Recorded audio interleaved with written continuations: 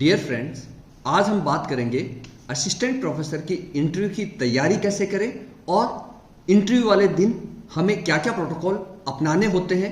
यानी assistant professor, चाहे आप किसी भी पीएससी की असिस्टेंट प्रोफेसर की तैयारी कर रहे हैं अथवा किसी विश्वविद्यालय या यूनिवर्सिटी में आपका इंटरव्यू होने जा रहा है, तो चाहे पीएससी हो चाहे यूनिवर्सिटी हो, सभी में जो प्रोटोकॉल अपनाया जाता है, किस प्रकार क्वेश्चन पूछे जाते हैं, किस प्रकार हमें उसकी तैयारी करनी है, किस प्रकार हमें पहले से तैयार रहना है, किन चीज़ों को हमें अवॉइड करना है, वो सारी बातें आज मैं आपको इस वीडियो के माध्यम से बताने जा रहा हूं। अगर आपका उद्देश्य कॉलेज में अथवा यूनिवर्सिटी में असिस्टेंट प्रोफेसर बनना है तो ये वीडियो आपके लिए ही बना है और आपको इसको अंत तक जरूर देखना है। इस वीडियो को मैं 4 भागों में बांटते हुए असिस्टेंट प्रोफेसर की पूरी डिटेल में इंटरव्यू की तैयारी कैसे करनी है वो 4 भागों में बांटते हुए मैं आपके साथ स्टेप बाय स्टेप स्टडी करूंगा। तो पहला और सबसे इंपॉर्टेंट आपका है तैयारी का, दूसरा रहेगा अगर पॉसिबल हो तो मॉक इंटरव्यू का, तीसरा पार्ट रहेगा बोर्ड टीचिंग का और चौथा पार्ट रहेगा इंटरव्यू डे, यानी इंटरव्यू के दिन आपके पास साथ क्या क्या आपको प्रोटोकॉल अपनाने हैं, क्या क्या प्रक्रियाओं से आपको वहां पर गुजरना होगा। तो नंबर 1 मैं बात करता हूं तैयारी की। जैसा कि एक पिक्चर का बहुत फेमस डायलॉग था कि किसी भी पिक्चर को फेमस होने के लिए, ब्लॉकबस्टर पे फेमस होने के लिए 3 चीजों की आवश्यकता होती है, इंटरटेनमेंट और इंटरटेनमेंट। वैसे ही कामयाबी के लिए भी 3 चीजों की आवश्यकता होती है, पढ़ाई पढ़ाई और पढ़ाई। यानी आप मेहनत आपको करनी ही होगी, इसका कोई अल्टरनेट आपके पास नहीं है। तो सबसे पहले मैं बात कर रहा था, जब आप इंटरव्यू की तैयारी कर रहे हैं तो आपके पास तैयारी कैसे स्टार्ट करनी है। यानी आपका जो सब्जेक्ट है, जिस विषय में, जिस टॉपिक पर आपको इंटरव्यू देना है, उसका A to Z her alphabet, her topic, her line आप उससे गो थ्रू होंगे।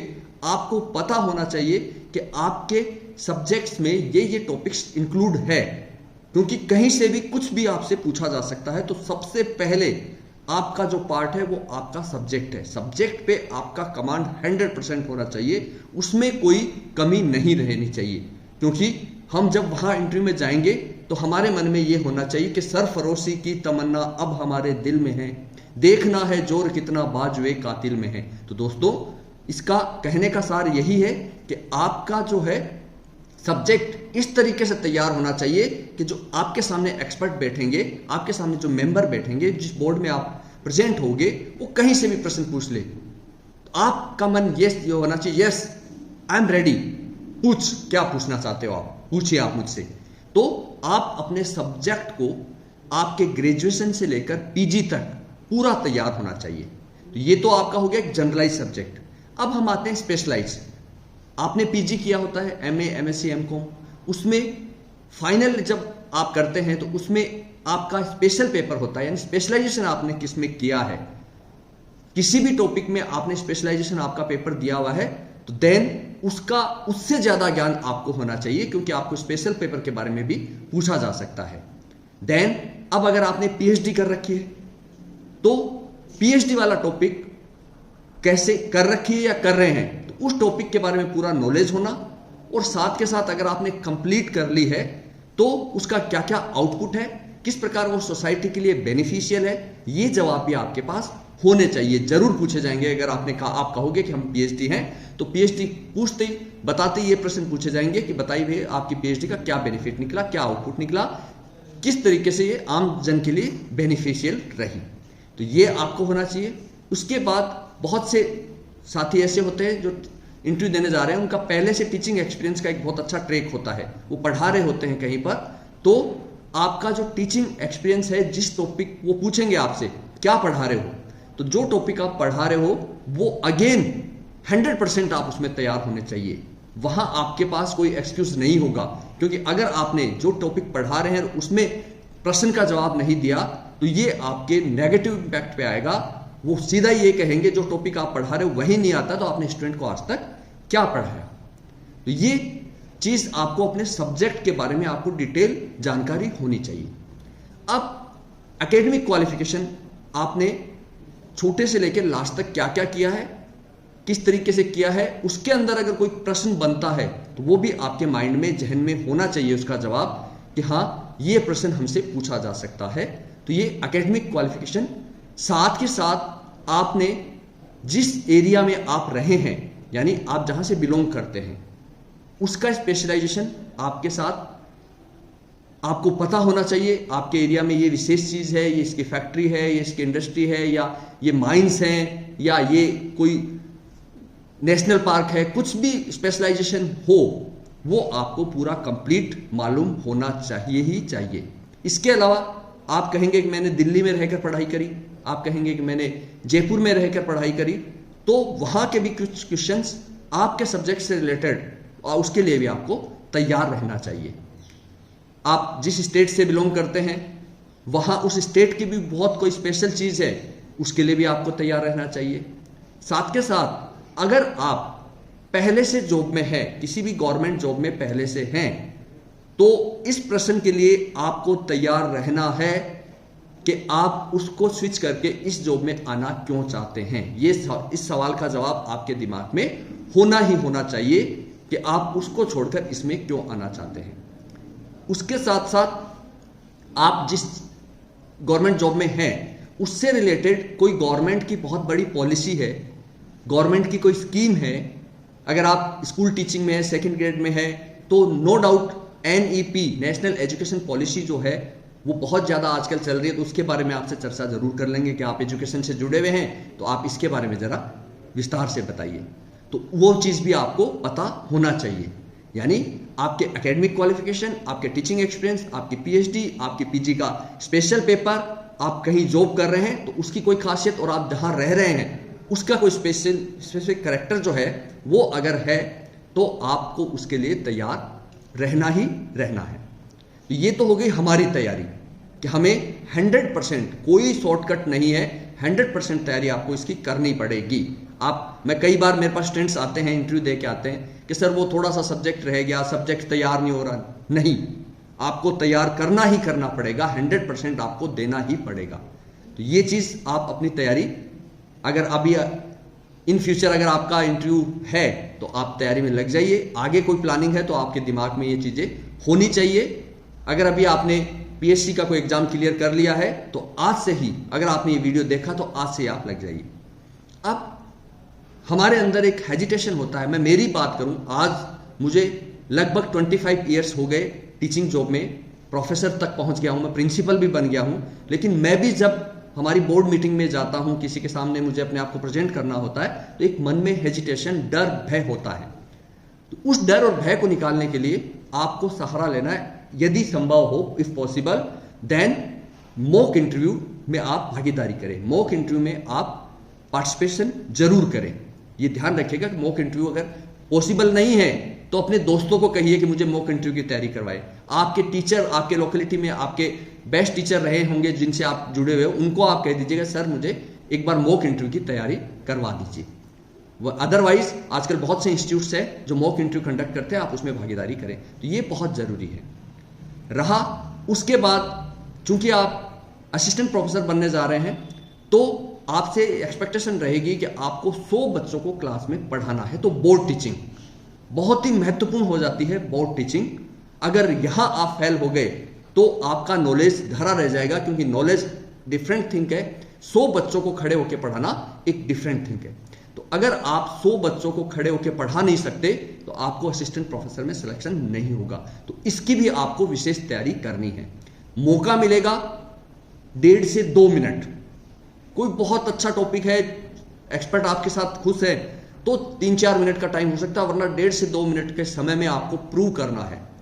तो उसके लिए आपको स्पेशल तैयारी करनी है। आपके घर में व्हाइट बोर्ड आपके पास होना चाहिए, जहां आप जिस इंस्टीट्यूट में हैं, अगर आप पहले से टीचिंग कर रहे हैं तो वहां आप अपने पसंद के 2 से 3 टॉपिक और उनको जब पढ़ाएं तो बहुत बेहतरीन तरीके से तैयार होकर, 100 बच्चों की क्लास है, आपकी आवाज भी इतनी ज्यादा बुलंद नहीं होगी क्योंकि आप एक्सपर्ट्स के सामने हो, लेकिन इस तरीके से जब आप बोर्ड पे लिखना शुरू करें तो आपकी बोली भी, और उसको इस तरीके से प्रेजेंट करना है कि एक समा बन जाए। भूमिका जो बनानी होती है वो भूमिका इस तरीके से बनाइए कि समा बन जाए। उसके लिए एक तो बोर्ड पे आपको बार बार पढ़ाना है, लेकिन यहां हमारे पास हेजिटेशन होती है जिन्होंने टीचिंग नहीं किया होता है। तो उसके लिए आप एक तरीका, आजकल आप सबके पास हाथ में मोबाइल है, अपना टीचिंग करते हुए वीडियो रिकॉर्ड करिए, फिर उस वीडियो को देखिए, फिर देखिए उसमें क्या कमी रही, फिर वापस वही टॉपिक पढ़ाइए, फिर रिकॉर्डिंग करिए। तो ये बहुत हेल्पफुल रहता है वीडियो रिकॉर्ड करके, और आप फिर अपनी कमियों को देखते हैं और वापस पढ़ाते हैं। उसके बाद पॉसिबल हो अपने दोस्तों को के सामने बोर्ड टीचिंग करें, अपने घर वालों के सामने करें, या अपने टीचर के सामने बोर्ड टीचिंग करें, ताकि आपका जो कॉन्फिडेंस लेवल है वो बढ़ जाए। तो ये बोर्ड टीचिंग का आपको एक ध्यान रखना है। अब हम आ जाते हैं इंटरव्यू डे पर। जिस दिन हमारा इंटरव्यू होना है, आपको पीएससी में प्रेजेंट होना होता है या यूनिवर्सिटी में जहां पे भी इंटरव्यू कंडक्ट कर रहे हैं, उस जगह आपको उपस्थित होना है। टाइम से आपको पहले जाना है, ये ध्यान रखना है। भाग दौड़ नहीं करनी है उस दिन। वहां कम से कम 1 घंटा, जो टाइम उन्होंने दिया है कि आपको कहा गया है कि 11 बजे आपको पहुंचना है, आप 10 बजे पहुंचिए। 1 घंटा पूर्व आपको हर हालत में, एनी हाउ, 11 बजे का टाइम है, 10, साढ़े 9, 10 बजे आप वहां उपस्थित हो, ताकि आप वहां के माहौल में अपने आप को फैमिलियर कर सके। क्योंकि जो अंदर एक हेजिटेशन, डर, भय पैदा होता है, वो हमें और बहुत सी गलतियां करवा देता है। इसलिए वहां जाके रिलैक्स रहना है। अब आपके 11 बजे का टाइम आपको बुलाया जाएगा, आपके डॉक्यूमेंट्स जो भी आपको कागज मंगवाए हैं वो चेकिंग होगी, फिर आपको कोड नंबर, और उसी कोड नंबर के अकॉर्डिंग आपको इंटरव्यू के लिए कॉल होगा। अब आपको एक हॉल में बिठा दिया जाएगा, या जहां भी उनकी जगह होगी वहां बिठा दिया जाएगा। 1 by 1 करके बुलाया जाता है। एक कैंडिडेट को जब अंदर बुलाया जाएगा, तो दूसरा जो कैंडिडेट होता है, उस कैंडिडेट को रूम के अंदर जहां इंटरव्यू चल रहा होता है उसके बाहर बिठाया जाता है। ये जो टाइम है, अंदर एक बंदा इंटरव्यू दे रहा है, आप बाहर बैठे हैं। लगभग 15 से 20 मिनट किसी का इंटरव्यू मिनिमम चलता ही चलता है, किसी का आधे घंटे भी चल जाता है। ये जो आधे घंटे का टाइम हम मिनिमम माने, तो ये आधे घंटे का समय हमारा सबसे महत्वपूर्ण होता है। हमारे कॉन्फिडेंस का लेवल यहां वो 0 तक जा सकता है, क्योंकि हम पहले से घबराए हुए हैं। आधा घंटा जब हम अपनी घड़ी को देखते हैं, खूब देर इधर उधर देख के हम अपनी घड़ी को देखते हैं, तो 2 मिनट निकलते हैं, फिर हम बैठे रहते हैं, फिर देखते हैं तो 2 मिनट, यानी पल पल गुजरना मुश्किल हो जाता है। तो उस वक्त अपने आप को रिलैक्स रखिए, लंबी लंबी गहरी सांस ले सकते हैं अगर आपको बेचैनी हो रही है, या वहां पर कोई बंदा 4th क्लास या कोई अटेंडेंट है तो उससे आप बातें कर सकते हैं। और बातें कौन सी करनी है, भूल कर भी उससे ये नहीं पूछना है अंदर कौन कौन बैठा है, अंदर कितने मेंबर है, ये बातें उससे नहीं करनी है। आपको क्या करना है, उससे इधर उधर की बातें करिए। कितने बच्चे हैं, आपके बच्चे क्या कर रहे हैं, मैंने तो यहां पढ़ाई करी है, आपके बच्चे कहां पढ़ रहे हैं, खेती कैसी हुई, बरसात हुई कि नहीं हुई। यानी आपको अपने माइंड को नर्वसनेस हावी नहीं होने देना है। कहने का मकसद यही है। अगर कोई बंदा नहीं है तो रिलैक्स रहिए और लंबे लंबे गहरे गहरे सांस लेते रहिए, ताकि आपको डिप्रेशन की ओर आप नहीं जाएं, क्योंकि यहां कॉन्फिडेंस लेवल आपका सबसे डाउन हो जाता है। जो पढ़ा हुआ, जो याद किया हुआ, सब भूल जाओगे आप। इसलिए रिलैक्स रहकर आपको वहां बैठे रहना है। अब आपका नंबर आ गया, बेल बजती है या अटेंडेंट आपको कहता है आपको अंदर जाना है, तो एंट्री का आपको विशेष ध्यान रखना है। रिलैक्स होके एकदम कॉन्फिडेंस के साथ, ओवर कॉन्फिडेंस के साथ नहीं, कॉन्फिडेंस के साथ आपको एंटर करना है। दरवाजे को धीरे खोलना है और धीरे ही बंद करना है। कई बार हम ये मानते हुए कि दरवाजा बंद हो जाएगा और वो उसका जो क्लोजर होता है वो बहुत खराब होता है और वो धड़ाम से गिर जाता है। ये ध्यान रखना है, खोलना धीरे से है और पकड़ के ही उसको बंद करना है। एंट्री हो गई आपकी। देन आपको सबसे पहले ग्रेटिट्यूड, उनको अभिवादन करना है। मेन जो बोर्ड में 3 मेंबर आवश्यक रूप से मिलेंगे, आपको 4 भी हो सकते हैं, लेकिन 3 जने, एक बोर्ड का चेयरमैन होगा और 2 एक्सपर्ट, सब्जेक्ट एक्सपर्ट होंगे। चौथा आदमी भी बिठाया जा सकता है, ये डिपेंड करता है अलग अलग पीएससी और अलग अलग यूनिवर्सिटी के पैटर्न पे, लेकिन 3 आदमी आपको मिलेंगे ही मिलेंगे। सबसे पहले आपको हाथ जोड़कर नमस्ते करना है। नमस्कार मत करना, नमस्कार सर, नमस्कार एक अलग तरीका पैटर्न है, आपको नमस्ते करना है। नमस्ते में विनम्रता है, नमस्ते सर, और वैसे ही हाथ जोड़कर आपको एक्सपर्ट्स को भी नमस्ते सर, नमस्ते सर, जैसे आपने हाथ जोड़ के नमस्ते सर, फिर नमस्ते सर, नमस्ते सर। अगर इसमें कोई महिला सदस्य है तो उनको भी आप अलग से नमस्ते मैम, गुड मॉर्निंग मैम, जो भी आप करना चाह रहे हैं, गुड मॉर्निंग नमस्ते, वो आपके ऊपर है, आपको करना है। अब जब तक वो नहीं कहे आपको बैठना नहीं है। कई बार कैंडिडेट ये बहुत बड़ी गलती कर देते हैं, जाते हैं और जाकर नमस्ते करके बैठ जाते हैं। नहीं, जब तक वो नहीं कहे आपको बैठना नहीं है। वो कह दे कुर्सी को सरकाना नहीं है, वहीं पढ़िए, वहीं बैठ जाइए आप, और बैठकर थैंक्स जरूर कहना है। वो कह दे please sit, thank you sir, thank you ma'am, आपको बैठ जाना है। देन अब आपको सबसे पहले क्या करना है, रिलैक्स होकर बैठना है। नहीं तो उसमें बैठने में ये झलके कि हम और कॉन्फिडेंट है, और न इस तरीके से झलके कि हम नर्वस है। अगर आपके सामने टेबल भी लगी हुई है तो you can sit like this, आपके हाथ इस तरीके से हो, और या आप इस तरीके से आप बैठ सकते हैं। और अगर आपके सामने टेबल नहीं है तो आप अपने हाथ अपने पैरों पर रखकर और रिलैक्स होकर बैठना है। कई लोग यूं यूं उंगलियां यूं करने लग जाते हैं, लाइक दिस, यूं यूं कर रहे हैं या यूं यूं कर रहे हैं, बेचैनी शो कर रहे हैं, कभी ऐसे। नो, एकदम आपको रिलैक्स होकर बैठना है। और मैं आपको बता दूं यहां विशेष बात, आप जितना जानते हैं आपके एक्सपर्ट, आपके सामने बैठे लोग उतना ही वो जानते हैं। बस वो कॉन्फिडेंट है, आपके अंदर एक कॉन्फिडेंस नहीं है। तो घबराना नहीं है, रिलैक्स होकर जवाब देना है, क्योंकि जो आपने पढ़ा है, आपका सब्जेक्ट एक्सपर्ट उससे कम ही नॉलेज होगा, क्योंकि वो स्पेशलाइज्ड हो जाते हैं। आपका ब्रॉड नॉलेज जो ब्रॉड होता है वो स्पेशलाइज्ड हो जाते हैं। तो आपको घबराना नहीं है। अब आप बैठ गए तो सबसे पहले जो प्रश्न आपसे स्टार्ट होंगे वो आपके सामने जो बोर्ड बैठा है उसके अंदर जो बीच में as a member board chairman जो होते हैं वो स्टार्ट करेंगे। तो सबसे पहले आपको ये पूछेंगे कि आप अपना परिचय दीजिए, इंट्रोडक्शन दीजिए। लैंग्वेज के बारे में मेरे पास अक्सर प्रश्न आते हैं कि किस भाषा में हमें इंटरव्यू देना है। तो आप जिस भाषा में रिलैक्स होकर जवाब दे सकते हैं उसी भाषा में आपको इंटरव्यू देना है। न तो वहां पे उनको ये बताना है कि मुझे ये भाषाएं आती हैं, और न उनसे घबराना है। क्वेश्चन अगर आपके समझ में नहीं आता है तो आप प्लीज रिपीट, आप उसको उनको बोल सकते हैं कि सर एक बार प्रश्न को दोहरा दीजिए। तो ये आपको ध्यान रखना है। अब आपको अपना परिचय देना है। परिचय आपको अपने नाम, पिताजी के नाम और एकेडमिक क्वालिफिकेशन के साथ कि आपने ये चीज की है, आपने PG with this specialisation, PhD अगर आपने कर रखी है या कर रहे हैं तो कौन सा आपका टॉपिक है। इसके साथ आपका टीचिंग एक्सपीरियंस वो भी आपको बताना है। टीचिंग एक्सपीरियंस में आप क्या क्या सब्जेक्ट पढ़ा रहे हैं उनके बारे में भी आप चर्चा कर सकते हैं। और यदि आप पहले से गवर्नमेंट जॉब में हैं तो उसके बारे में भी आपको बताया जाना पड़ेगा। तो ये तो हो गया आपका एक परिचय, किस लोकेलिटी से बिलोंग करते हैं ये भी आपको बताना है। तो एक परिचय आप ढंग से तैयार करके रखिएगा कि मैंने ये किया है, यहाँ का रहने वाला हूँ और ये मेरे एकेडमिक क्वालिफिकेशन है। तो एक ढंग से परिचय तैयार कर ले। तो प्रश्न यहीं से स्टार्ट हो जाएगा सबसे पहले तो कि अच्छा आप इस डिस्ट्रिक्ट से जयपुर से रहने वाले हैं, दिल्ली के हैं तो दिल्ली के बारे में बताइए। आपने पीएचडी कर रखी है तो पीएचडी के बारे में बताइए, क्या क्या आपका उसका आउटपुट है। तो जो भी है वहीं से आपके प्रश्न स्टार्ट हो जाते हैं। देन उस दिन आपको न्यूज़पेपर जरूर पढ़ के जाना है, क्योंकि लेटेस्ट न्यूज़ भी आपसे पूछ सकते हैं। अगर उस दिन कोई विशेष घटना जो आपके विषय से संबंधित हो तो उसका प्रश्न तो आएगा ही आएगा। तो न्यूज़पेपर आप जरूर पढ़ के जाइएगा। और साथ ही साथ आपको क्या करना है, अपनी एरिया, जिस जिले से, जिस तहसील से बिलोंग करते हैं वहां का स्पेशल कैरेक्टर आपको, विशेषता आपको पता होनी चाहिए।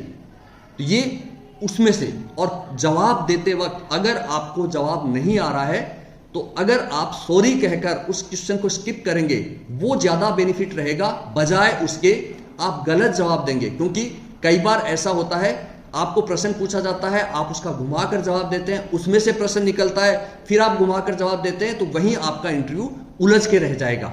प्रश्न में से प्रश्न निकलते जाएंगे और मेन चीज से आप भटक जाओगे। तो ऐसा कुछ नहीं आएगा। तो आपको रिलैक्स रह के, नहीं आता है तो स्किप जरूर कर लीजिएगा, सॉरी सर, सॉरी मैम, मुझे इसका आंसर फिलहाल नहीं पता है। तो एक तो इसमें से आपका इंटरव्यू स्टार्ट हो गया। दूसरा एक तरीका है कि आपको एक्सपर्ट बोर्ड मेंबर ये कह सकते हैं कि आपको क्या पूछें, आपको किसमें से पूछें। तो मोस्ट ऑफ स्टूडेंट्स का जवाब होता है कि हम इस टॉपिक में से आप हमसे पूछ सकते हैं। नहीं, आपको जवाब देना है कि सर हम लोग प्रिपेयर सबके लिए होके आए हैं, सबके लिए हमारी प्रिपरेशन है, तैयारी है, लेकिन I think I am more better in this topic. तो आपका इंटरव्यू वहीं से स्टार्ट हो जाएगा। लेकिन अब यदि आपने कह दिया है कि I am more better in this topic, it means आपको उस टॉपिक के बारे में 100% आना ही चाहिए। कहीं से भी कोई प्रश्न उसमें आ सकता है, तो ये आपको ध्यान रखना है। उसके बाद आपका कोई स्पेशलाइजेशन है और पीएचडी का टॉपिक जैसा कि मैंने बताया उसमें से प्रश्न पूछे जा सकते हैं। तो ये जो बोर्ड का चेयरमैन होगा मेंबर के रूप में, वो जनरलाइज आपको क्वेश्चन उसमें से पूछेंगे। ये प्रश्न इसलिए पूछे जाते हैं स्टार्टिंग में कि आप कौन से एरिया को क्या है, ताकि आपका एक कॉन्फिडेंस लेवल जो है बूस्टअप हो जाए, आप थोड़ा रिलैक्स हो जाए, क्योंकि अभी तक सब्जेक्ट के ऊपर नहीं आया है, अभी जानकारी सामान्य जानकारी के बारे में ही, और एक आपके स्टेट की आपके डिस्ट्रिक्ट की कोई विशेष योजनाएं हैं वो भी आप जरूर पढ़िएगा। तो ये अब आप रिलैक्स हो गए, देन अब आपके एक्सपर्ट को, वो जो मेंबर होगा बोर्ड का चेयरमैन के रूप में, वो आपको एक्सपर्ट को कहेगा sir please now you carry on, आप पूछिए प्रश्न। तो वो स्टेट अगेन स्टार्ट कर सकता है किसमें से पूछे, तो अगेन आप I am prepare for all more better in this topic, उसमें होना चाहिए। तो उसमें वो आपको प्रश्न पूछेंगे, आपने जहां पढ़ाया है उस टॉपिक में से प्रश्न पूछा जाएगा, आपके पीएचडी का प्रश्न पूछा जाएगा, आपके प्रीवियस जॉब का प्रश्न पूछा जाएगा।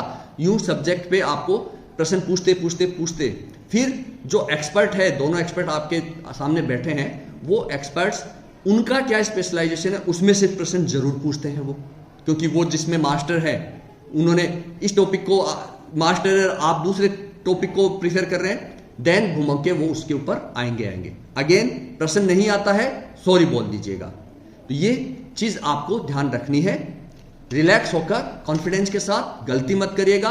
आपको क्या है, अगर आप चाहते हो कि आपका इंटरव्यू आपके अकॉर्डिंग चले, तो कॉन्फिडेंस के साथ उनको जवाब इस तरीके से दीजिए कि वो उसी में से प्रश्न निकाले। जैसे आपका कोई टॉपिक उस तरीके से, तो उसका बीच में प्रश्न का जवाब देते वक्त उसका नाम ले सकते हैं, जैसे ही नाम लोगे वो पकड़ेगा उसको, एक्सपर्ट जब पकड़ेगा तो उसी में से प्रश्न पूछेगा, तो प्रश्न में से प्रश्न निकलेंगे या आपके उत्तर में से प्रश्न निकलेंगे और आपका इंटरव्यू आपके अकॉर्डिंग हो जाएगा। 25 से 30 मिनट मिनिमम आपका इंटरव्यू चलना है, तो ये आप ध्यान रखिएगा। जब आपको कह दिया जाए कि बहुत बहुत धन्यवाद, तो आप उनको थैंक्स बोलते हुए बाहर निकल के आएंगे, यानी उनको लगना चाहिए। अब बीच जब एक प्रश्न पूछ लिया गया तो आपको कहा जाता है बोर्ड पे पढ़ाने के लिए। बोर्ड पे पढ़ाने का तरीका दो तरीके से इंटरव्यू में हमने आज तक ऑब्जर्व किया है।